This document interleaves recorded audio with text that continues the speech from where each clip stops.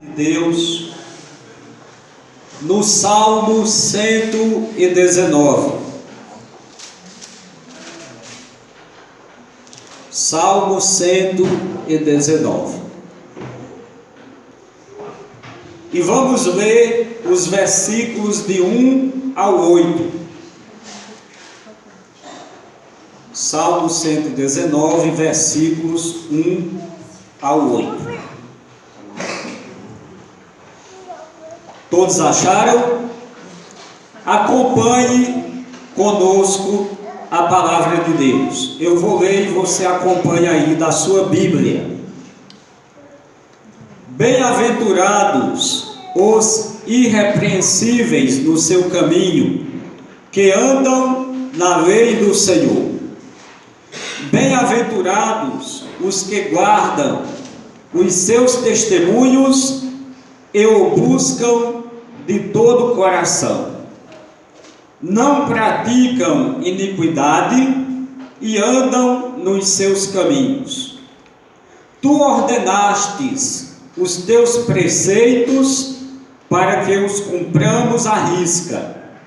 Quem dera fossem firmes os meus passos, para que eu observe os teus decretos. Então não terei de que me envergonhar, quando considerar todos os teus mandamentos. Eu te darei graças com integridade de coração, quando tiver aprendido os teus retos juízos.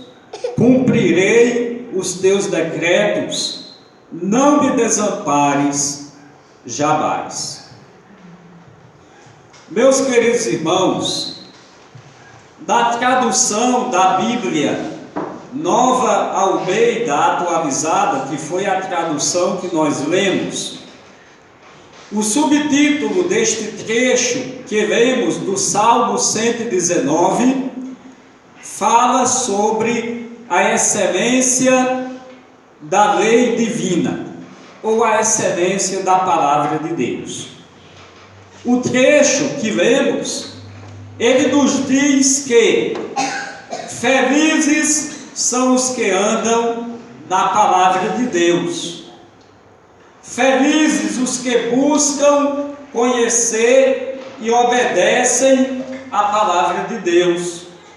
Felizes os que andam nos caminhos da palavra de Deus. Felizes aqueles que cumprem à risca a palavra de Deus. Felizes aqueles que meditam e consideram a palavra de Deus. Felizes aqueles que aprendem e cumprem a palavra de Deus.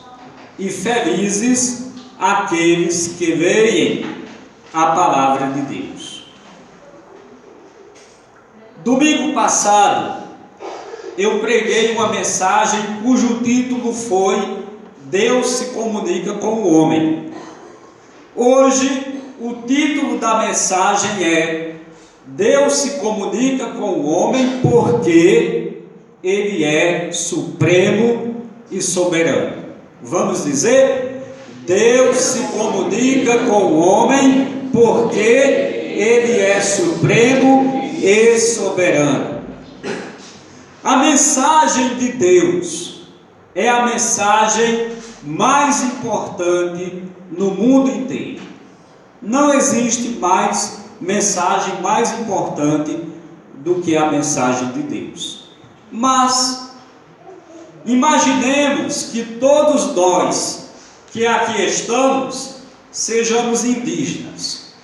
Imaginemos isso, que façamos parte de uma tribo indígena, de um povo indígena, e que o cacique da tribo, da aldeia, nos reunisse porque tinha uma mensagem importante para nos dizer. Certamente nós ouviríamos aquela mensagem, desejaríamos escutá-lo e entender o que ele iria nos contar, não é mesmo? Agora voltemos para a nossa realidade.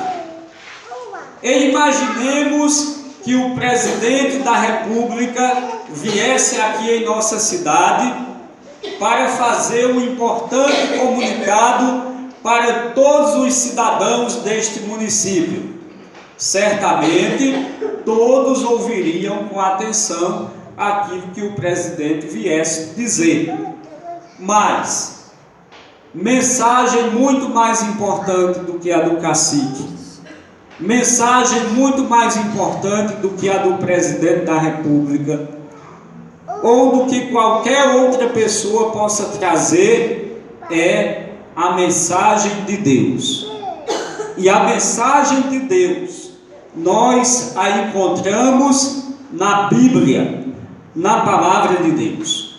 Então todo crente tem que ter a Bíblia como a sua única fonte, como a sua única fonte, como a sua única regra de fé e prática. Aliás, foi isso que a Reforma Protestante resgatou. Porque antes da Reforma Protestante, a igreja, ela não tinha a Bíblia como a sua única regra de fé e prática. Aliás, até hoje a igreja romana, católica romana, tem como fonte de autoridade primeiro o Papa, depois a Bíblia, depois as tradições. Mas a Reforma Protestante, ela resgatou a Bíblia, a palavra de Deus, como a única regra de fé e prática para o crente, para o servo de Deus, para a igreja. E a nossa igreja também deve ter isso. Quando eu digo a nossa igreja, eu estou falando de você que está sentado aí neste banco. Tenha a palavra de Deus como a sua única regra de fé e prática. Tenha a palavra de Deus como a mensagem mais importante do mundo. Amém? Amém. No início, Deus deu a sua mensagem a homens escolhidos. E esses homens escolhidos para os quais Deus deu a sua mensagem foram os profetas. O início do qual eu estou falando é o momento em que Deus resolveu se revelar ao homem. A partir do momento que Deus resolveu se revelar, Ele deu a sua palavra a homens que Ele escolheu, e estes foram os profetas. Na segunda carta do apóstolo Pedro, capítulo 1, versículos 19 a 21, a palavra de Deus nos diz: assim temos ainda mais segura a palavra profética, e vocês fazem bem em dar atenção a ela, como a uma luz que brilha em lugar escuro, até que o dia clareie e a estrela da alva nasça no coração de vocês. Primeiramente, porém, saibam que nenhuma profecia da Escritura provém de interpretação pessoal, porque nunca, jamais, qualquer profecia foi dada por vontade humana. Entretanto, homens falaram da parte de Deus, movidos pelo Espírito Santo. Então o apóstolo Pedro dizendo isso, que nós temos a palavra profética como uma fonte segura, então devemos crer nela. Que a palavra de Deus é como uma luz que brilha em uma noite escura, até que a escuridão se dissipe e a luz raie no coração daquele que ouve a palavra de Deus. E essa noite escura, da qual o apóstolo Pedro está falando, é a incredulidade que há no coração das pessoas. Mas a palavra de Deus, como a luz, a partir do momento que a pessoa ouve, essa luz brilha, a escuridão é quebrada, a pessoa tem capacidade de enxergar o seu estado lamentável de pecador perdido e terá condições de entregar-se a Jesus pela fé. E o apóstolo Pedro continua dizendo que nós devemos confiar na palavra de Deus, nós devemos confiar nas profecias da Escritura, porque ela não é interpretação pessoal. Ou seja, ela não foi escrita pela vontade dos homens que a escreveram, mas ela foi escrita por inspiração do Espírito Santo. Inspiração do Espírito Santo. E estes homens, movidos pelo Espírito Santo, escreveram a revelação de Deus para nós. Eu me lembro que, logo que eu aceitei a Cristo como meu único Senhor e Salvador pessoal, uma certa vez eu peguei uma carona com uma pessoa, um homem, que me deu carona na estrada, e comecei a conversar com ele, e eu estava com a minha Bíblia. E ele perguntou: você é crente? Eu disse: sou. Ele disse: você acredita que a Bíblia realmente é a palavra de Deus? Eu disse: sim, eu acredito. A Bíblia é a palavra de Deus. E ele disse para mim: eu não acredito que a Bíblia seja a palavra de Deus. E eu perguntei por quê. E ele disse: porque a Bíblia foi escrita por homens. E aí naquela época, como novo crente, muito jovem, a resposta que eu dei para ele foi a seguinte: eu disse: é claro que a Bíblia foi escrita por homens. Você acha que Deus iria usar um cavalo para escrever a Bíblia?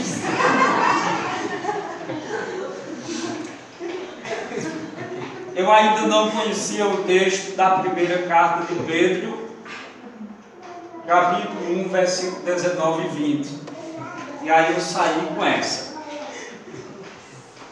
Mas, meus queridos irmãos, Deus poderia ter colocado as suas palavras num livro e entregado esse livro ou uma cópia dele a todos os povos no mundo inteiro para lerem.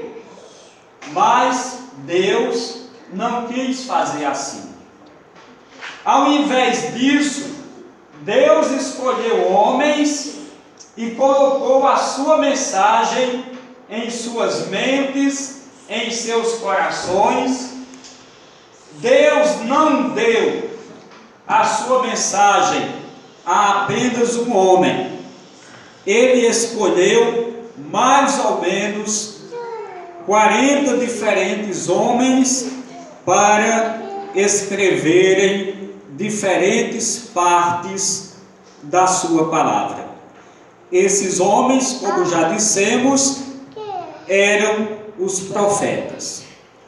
Os profetas falaram e escreveram a mensagem de Deus ao povo, exatamente como Deus lhes disse. Deus escolheu homens para serem seus porta-vozes. Eles falaram e escreveram a mensagem de Deus como seus representantes. Esses homens, os profetas, aqueles que receberam a revelação de Deus, não viveram todos ao mesmo tempo, na mesma época. A maioria deles nem sequer conheciam uns aos outros. Mas o milagre e o interessante é que a Bíblia, ela é um livro completo. Ela é um todo. Ela se comunica entre si. Como nós dizemos, a Bíblia interpreta a própria Bíblia. Passaram-se mais ou menos 1.600 anos entre o tempo em que o primeiro homem começou a escrever e o último homem escreveu a última página, a última linha das Escrituras. 1.600 anos aproximadamente, para que a revelação de Deus ficasse completa. Então agora, vejamos quem foram esses homens que escreveram a mensagem de Deus. Foram eles: Moisés. Moisés foi o primeiro profeta a escrever. E Moisés escreveu os 5 primeiros livros da Bíblia, que nós chamamos de Pentateuco, que são Gênesis, Êxodo, Levítico, Números e Deuteronômio. Depois temos Josué, Samuel, Jeremias, Esdras, Neemias, Jó, Davi, Salomão, Asaf, Emã. Quem já ouviu falar desse homem? Emã. Ele escreveu o Salmo. Isaías, Ezequiel, Daniel, Oséias, Joel, Amós, Obadias, Jonas, Miqueias, Naum, Abacuque, Sofonias, Ageu, Zacarias, Malaquias, Mateus, cujo evangelho estamos estudando na quinta-feira à noite, Marcos, Lucas, João, apóstolo de Jesus, Paulo, o apóstolo Paulo, Tiago, irmão de Jesus, Pedro, o Simão Pedro, o da espada que cortou a orelha de Malco, Judas. Esse Judas não é Judas Iscariotes, que traiu Jesus, é outro Judas que era chamado entre os apóstolos de Jesus também de Tadeu. E os filhos de Corá, que nós não sabemos quantos eram, mas Corá ou Coré foi aquele cara que fez uma rebelião contra Moisés no deserto, e aí a terra se abriu e engoliu ele e um monte de gente. Mas o interessante é que alguns filhos dele parece que não estavam nessa rebelião, porque tanto se salvaram daquele castigo, como foram escolhidos por Deus para escreverem também partes de sua palavra. Isso quer dizer que não importa se você tem uma família ruim ou mal, o importante é que você sirva a Deus de todo o coração. Amém? Todos os homens escolhidos